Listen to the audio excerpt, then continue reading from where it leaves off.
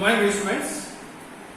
In today's lecture, we will talk about the IUPAC nomenclature of ether, halides, and nitro compounds. The important thing that you have to remember here is that in our syllabus we have total 15 different types of functional group, and you know it very well that for the functional group we always use secondary suffix, but here are three functional groups for which we never use secondary suffix, rather we use prefix. And these groups are ether, halides, and nitro compounds. For these three groups, we will be using prefix, not the secondary suffix. It's according to IUPAC rules. So let us start the IUPAC nomenclature of ether. So whenever the two valencies of oxygen atom are satisfied by alkyl group, we get ROR type of compounds, and these compounds are called ether. This group, single bond O single bond group, this group is called ether group, and the general representation for ether group is ROR. Now, according to IUPAC rule, for ether group we use prefix alkoxy, and hence ethers are named as alkoxy alkane. Just see here, ROR. This is the general representation of compound ether. Now here, this R group and this R group, it can be same or it can be different. Now, if R group and R groups are different, then always remember one thing: the alkyl group, which contains less number of carbon atom, is taken with oxygen and it is named as alkoxy.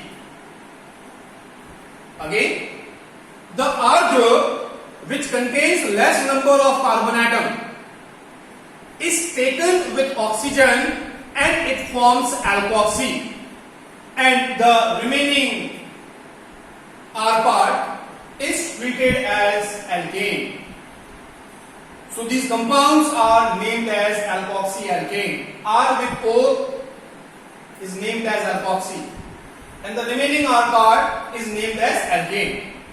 Now, if both the R groups are same, then in that case you can consider any alkyl group with oxygen and it will form alkoxy. For example, let's start with the simplest member of ether, that is CH3 single bond O single bond CH3.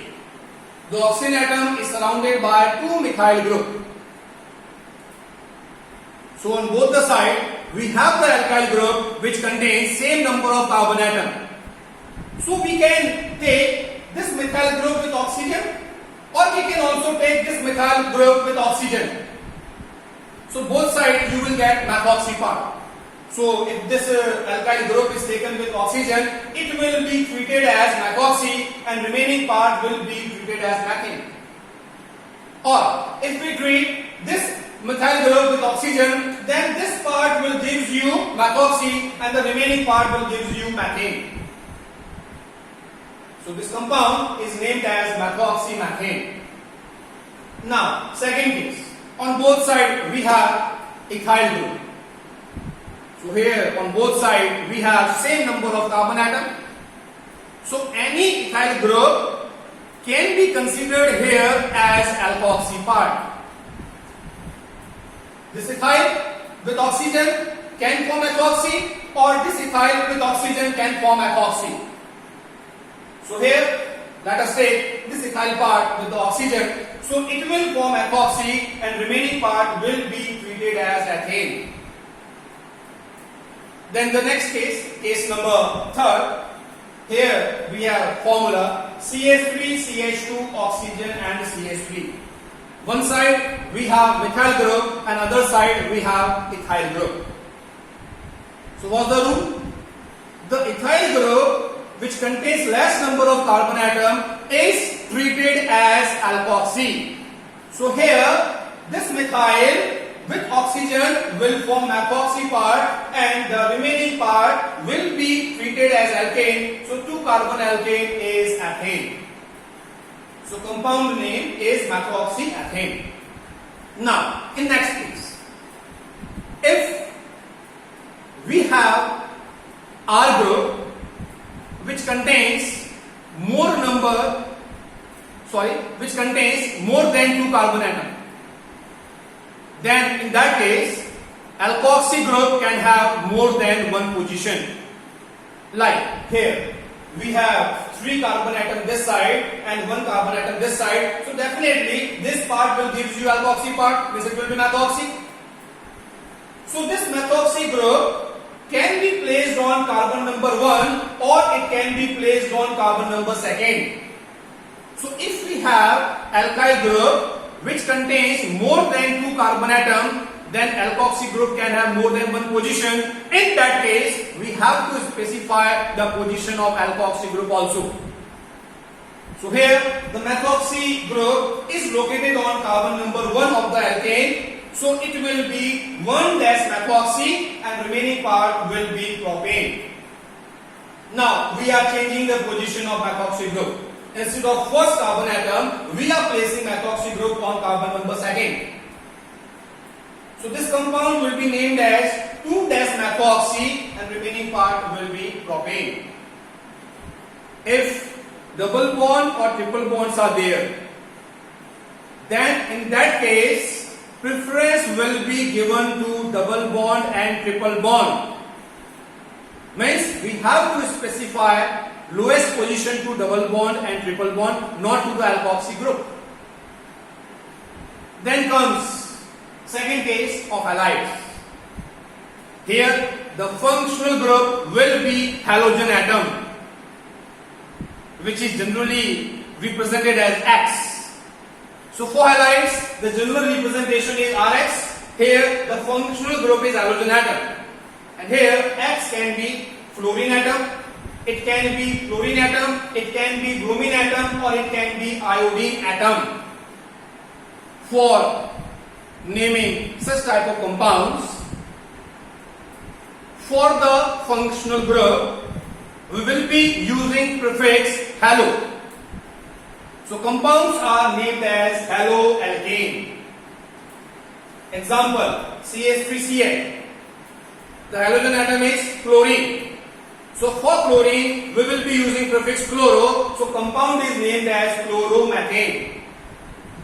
Now increase the number of carbon atom. Here in the second case we have 2 carbon atom with the chlorine atom, or chlorine as the functional group. For chlorine we are using prefix chloro, so compound will be named as chloroethane. Now if we have more than 2 carbon atoms in haloalkane, then halogen atom can have more than one position. And you know it very well that if group is having more than one position, in that case it is necessary to specify the position of functional group. So in case number 3, the Cl atom is located on carbon number 1. It will be treated as carbon number 1. So compound is named as 1-chloropropane. Now let us change the position of Cl group. Instead of first, we are placing Cl group on carbon number 2. So compound here will be named as 2-chloropropane. Now case of double bond and triple bond. If double bond and triple bonds are there, then we will be be giving more preference to double bond and triple bond. Means we have to assign lowest position to double bond and triple bond, not to the halogen atom. Because these halogen atoms here are used as prefix, and double bond and triple bonds are used as primary suffix. So whenever a comparison is made between prefix and primary suffix, then more preference will be given to primary suffix, not to the prefix. For example, CH2 double bond CH, single bond CH2, single bond CH2. We have 4 carbon atom, we have chlorine atom also, and we have double bond also. We will not start our counting from right hand side, because according to rule we have to assign lowest position to double bond. That's why we will start our counting from left hand side. Now it will be carbon number 1, it will be carbon number 2, it will be carbon number 3, and it will be carbon number 4. So chlorine is there on carbon number 4, so compound will be named as 4-chloro. Now we have 4 carbon atom, so it will be bute. Double bond is located between carbon 1 and carbon number 2. Use the lowest number, that is 1. So it will be bute-1-ene. Then the last one, nitro compounds, where we will be having NO2 group as the functional group. The general representation for nitro compound is RNO2. And the prefix used for NO2 is nitro. Nitro with alkane gives you nitroalkane. So nitro is the prefix used for NO2 group. Example, CH3NO2. Here we have only 1 carbon, so alkane formed will be methane, so compound is nitromethane. CH3CH2NO2, having 2 carbon atoms in alkane, so it will be ethane, compound name will be nitroethane. Then again the same case. If we have more than 2 carbon atoms in alkane, then NO2 group can have more than 1 position. In that case, we have to specify the position of NO2 group. So here CH3, CH2, CH2, NO2. This carbon will be treated as carbon number 1. It will be carbon number 2, it will be carbon number 3, because NO2 group is there on carbon number 1, so it will be 1-nitropropane. Now let us change the position of NO2 group. Instead of first, we are placing NO2 group on carbon number 2. So it can be 1, it can be 2, it can be 3, or it can be 1, it can be 2, it can be 3. Both sides is correct. Since NO2 group is there on carbon number 2, so this compound is named as 2-nitropropane. So it's all about the types of functional group. Thank you.